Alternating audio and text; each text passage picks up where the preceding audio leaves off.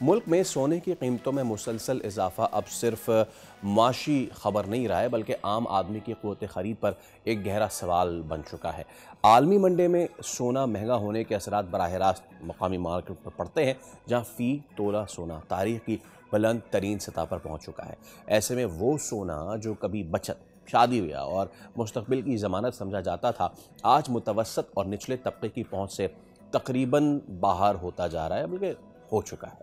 माहिरीन के मुताबिक महंगाई, रुपए की कदर में कमी और गैर यकीनी मुआशी हालात ने सोने को महफूज सरमायाकारी तो बनाया है, मगर आवाम के लिए महफूज ख्वाब बनता जा रहा है।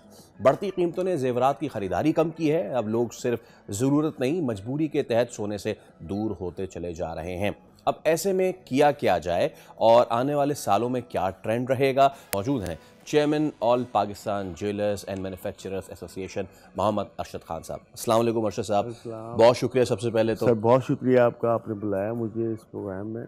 मैं आपका बहुत शुक्रिया अदा करता हूँ। बोल्ड न्यूज़ का बहुत शुक्रिया। सोना क़ुव्वत ख़रीद लोगों की वैसे ही कम होती जा रही है और आलमी मार्केट जैसे जैसे ऊपर जाती जा रही है, वैसे वैसे सोना भी ऑब्वियसली ऊपर जाता जा रहा है।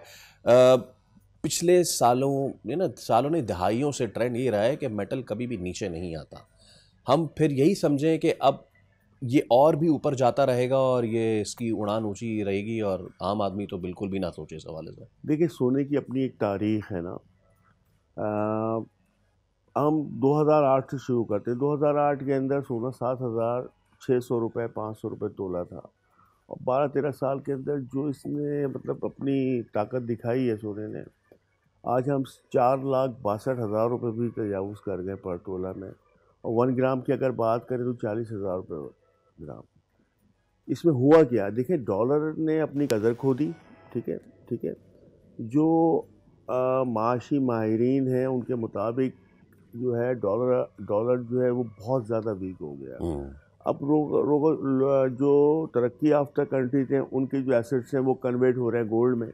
देखिए, अभी चाइना ने नवंबर 2025 के अंदर 961 मिलियन डॉलर सोना ख़रीदने का मुआहिदा रूस से किया। ये एक मतलब तारीख़ का मतलब 2025 का अगर हम ये कहें कि सबसे बड़ा मुआहिदा है गोल्ड की ख़रीदारी का, तो ये गलत नहीं होगा। जब इस तरीके से बीजिंग, चाइना जो है मतलब परचेज़ करेंगे, तो लाज़िम बात है जब डिमांड बढ़ेगी तो फिर तो कीमतें भी कीमतें भी बढ़ेंगी। बढ़ेंगी। अभी 2 दिन के अंदर हमने देखा मार्केट 4350 डॉलर पर औंस पर ट्रेड कर रही थी और रुकी हुई थी। 4300, 4320 डॉलर, 30 इस पर स्टैंड कर स्टिल हुई हुई थी मार्केट। एकदम जो ये न्यूज़ आई रशिया वाली और चाइना वाली कि जी 961 मिलियन डॉलर का गोल्ड का मुआहिदा हो गया है, मार्केट ने शूट किया। 4400 डॉलर हुई, 4400 से भी 4450 हुई। अभी जब मैं आपके चैनल पर आया था मैंने चेक किया, 4482 डॉलर पर औंस पर ट्रेड हो रहा था। यानी कि सांस भी लो तो कीमत बढ़ जाती सांस है। भी लो तो कीमत बढ़ रही है। आप यकीन करें कि हमें इतनी मुश्किलात का सामना होता है।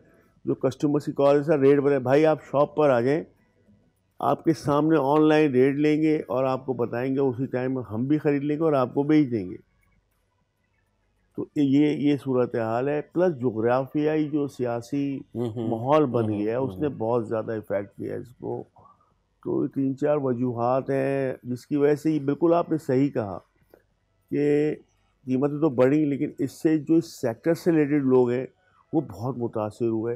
स्पेशली हमारा कारीगर तबका, हमारा कारखानदार, और उसके बाद जो है आवाम, जो जिनकी रिवायतें थी अपनी शादी ब्याह के मौके पे गोल्ड देने की और एक एसेट समझा था कि चले यार बच्चों के लिए फ्यूचर में कभी इनको नीड हुई तो काम आएगा, वो रिवायतें दम तोड़ गई क्योंकि अब परचेजिंग पावर नहीं रहा हम तो पब्लिक जब भी का। बात करते बिल्कुल थे हम यही समझते थे कि लोगों की परचेजिंग पावर नहीं है, लेकिन ये आपने अच्छा पॉइंट मुद्दा उठाया कि भाई जिन्होंने बेचना है उनकी भी जो कुव्वत है वो भी कम होती जा रही है। अब ऐसे में अरशद साहब, लोग गोल्ड को सेफ इन्वेस्टमेंट समझते थे, ठीक है, क्योंकि ये मेटल का प्राइस कभी नीचे नहीं आता था।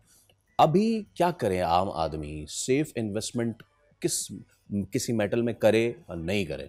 देखिए, किसी भी चीज़ का तजिया हम उसकी हिस्ट्री से करते हैं। जी। गोल्ड की हिस्ट्री जो है वो मंदी की है ही नहीं। हम 50 साल पीछे भी चले जाएं, 60 साल पीछे भी चले जाएं, गोल्ड हमेशा बढ़ा है, सिल्वर हमेशा ऊपर ही इसके रेट हुए हैं।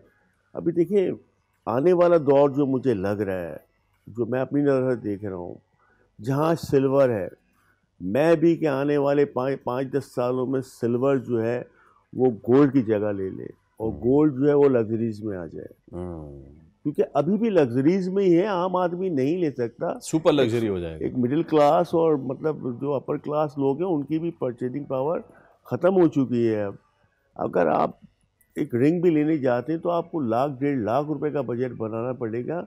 जो हमारे मुल्क में एक हाउस वाइफ जो थी वो अपनी सेविंग में से रिंग और ब्रेसलेट वगैरह परचेज कर लेती थी, एक वो दौर था, यानी 10-15 हज़ार उन्होंने जमा किए, ज्वेलर्स पर आई और अपने एक रिंग या परचेज जो भी चीज़ उन्होंने लेनी है ले ली। लेकिन आज हम उन सब चीज़ों से पीछे रह गए, क्योंकि अब क़ुव्वत ख़रीद नहीं है। बिल्कुल। और आने वाले वक्त में भी मैं समझता हूँ कि मज़ीद जो है सोने की कीमतें बढ़ने जा रही हैं, मज़ीद चांदी की कीमतें बढ़ने जा रही हैं। और अपने लोगों से, अपनी आवाम से यही कहूँगा कि भाई अगर आपके पास 10,000 20,000 भी एक्स्ट्रा पड़े ना, तो आप कुछ ना कुछ अपने बच्चों के लिए, अपने फ्यूचर के लिए जो है परचेज़ करें और उसको साइड में रख दें। भले से वो सोना हो, भले से वो चांदी हो, सिल्वर, गोल्ड, कोई मेटल हो। Okay okay. अच्छा, अब एक चीज़ मैं आपसे ज़रूर पूछना चाहूँगा। एक तो हम ये बात करते हैं ना कि हमारे पास वो प्रोडक्ट नहीं है तो हमारे यहाँ उसकी प्राइसिंग बहुत ज़्यादा है। पाकिस्तान में हम तो ये सुनते आए भाई सैंदक प्रोजेक्ट हो गया और बाकी हो गए, ये प्रोजेक्ट यानी पाकिस्तान के पास ज़खायर हैं। इशू कहाँ आता है? इन ज़खायर का होना ही काफ़ी है एक मुल्क के लिए, या फिर उसके आगे की गेम क्या है, वो ज़रा समझाइए। देखिए माशी तौर पे तो पाकिस्तान मजबूत है और हमारे पास गोल्ड माइंस भी हैं, लेकिन उसके अंदर कुछ हिस्सा ऐसा है जिसके ऊपर उस गोल्ड को निकालने के लिए उससे जो उसकी कीमत बन रही है उससे ज़्यादा लागत आ जाती है। अच्छा। तो यूँ मजबूरन रुकना पड़ता है। एक फॉर एग्ज़ाम्पल एक एसेट है, उस पर 5 लाख रुपए का खर्चा आ रहा है उसको अपनी असल शक्ल में लाने के लिए, लेकिन जब वो निकल कर आ रहा है तो उसकी कीमत 4 लाख है। अच्छा। तो लॉस कौन करेगा?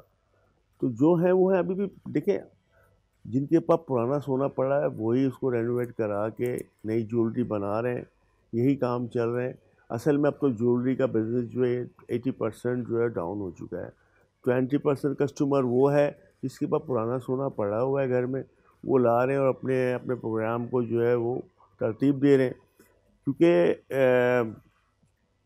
कीमतें बहुत ऊपर पहुंच गई। नहीं जाना चाहिए था इतने ऊपर, लेकिन इसमें पाकिस्तानी मईशत का कोई वो नहीं है कि मतलब कि खुदा न खास्ता हमारी करेंसी डी वैल्यू हुई हो, खुदा न खास्ता हमारी मुल्क की मईशत डूब रही हो, ऐसा नहीं है। इंटरनेशनल मार्केट का दबाव है। इंटरनेशनल मार्केट जो है उसमें देखें ना आप, एक साल के अंदर 2 लाख रुपए तोला पर बढ़े। अभी मैं कल अपना पुराना 2024 के एंड की अपनी वो देख रहा था प्रोग्राम, और वो जो मेरी मीडिया टॉक थी, तो 2 लाख रुपए का फ़र्क एक साल में पड़ गया। आज हम कहाँ खड़े हो गए? तो बहुत ज़्यादा मुतासिर और इफेक्ट हुआ कारोबार भी। एब्सोल्युटली। लेकिन और हमारा जो मजदूर तबका है वो, लेकिन इसमें फिर ये देखना ये चाहिए अरशद साहब कि कहाँ फिर हमारे पास अपॉर्चुनिटी इन्वेस्ट करने की। बहुत शुक्रिया, thank you so much for coming, और आपको आने वाले दिनों में भी हम तकलीफ देते रहेंगे। बहुत शुक्रिया आपका। सब्सक्राइब करें और बेल दबाएं ताकि कोई खबर रह न जाए।